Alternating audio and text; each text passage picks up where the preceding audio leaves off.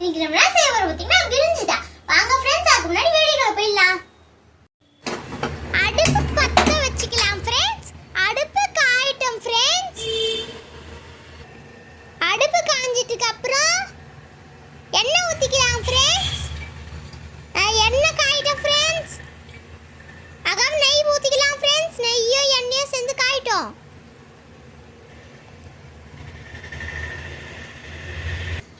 பட்டை லவங்கம் இலை போட்டுக்கலாம் फ्रेंड्स. போட்டு நல்லா வதக்கிக்கலாம் फ्रेंड्स. பச்சை மிளகாய் போட்டுக்கலாம் फ्रेंड्स. பச்சை மிளகாய் போட்டு வதக்கிட்டு வெங்காயம் போட்டுக்கலாம் फ्रेंड्स. வெங்காயம் நல்லா ப்ரௌன் கலர் ஆகுற வரைக்கும் வதக்கிக்கலாம் फ्रेंड्स. நல்லா வதக்கணும் फ्रेंड्स.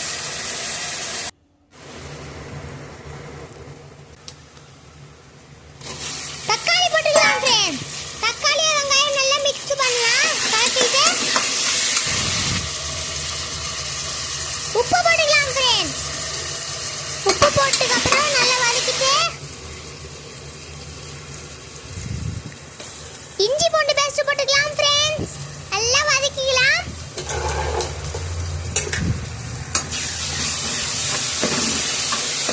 நல்லா வதக்கிட்டதுக்கு அப்புறம் புதினா கொத்தமல்லி போட்டுக்கலாம். வதக்கிட்டு எல்லாம் வதக்கிக்கணும். காஷ்மீர் சில்லி பவுடர் போட்டுக்கலாம். பிரியாணி மசாலா போட்டுக்கலாம். மஞ்சள் போட்டுக்கலாம். நல்லா வதக்கிட்டதுக்கு அப்புறம் தயிர் ஊத்திக்கலாம். தயிர் ஊத்திட்டு நல்லா வதக்கிட்டு உருளைக்கிழங்கு பொடிசா கட் பண்ணி வச்சிருக்கோம், அதை போட்டுக்கலாம். நைட்டே எங்க அம்மா பச்சை பட்டாணி ஊற வச்சிட்டாங்க ஃப்ரெண்ட்ஸ். அதனால இப்போ போட்டுக்கலாம். அடுத்தது கேரட் பீன்ஸ் போட்டுக்கலாம். அடுத்தது நல்லா வதக்கிட்டதுக்கு அப்புறம் நாங்க காய் சாப்பிட மாட்டோம்னு குட்டி குட்டியா கட் பண்ணிருக்காங்க ஃப்ரெண்ட்ஸ். ஒரு கிளாஸ் அரிசிக்கு 1.5 தண்ணி வச்சிருக்கோம் ஃப்ரெண்ட்ஸ். நல்லா வதக்கிட்டு நல்லா காய்க்கிட்டு தண்ணி ஊத்தியாச்சு ஃப்ரெண்ட்ஸ். இப்போ பிரியாணி அரிசி போட்டுக்கலாம் ஃப்ரெண்ட்ஸ்.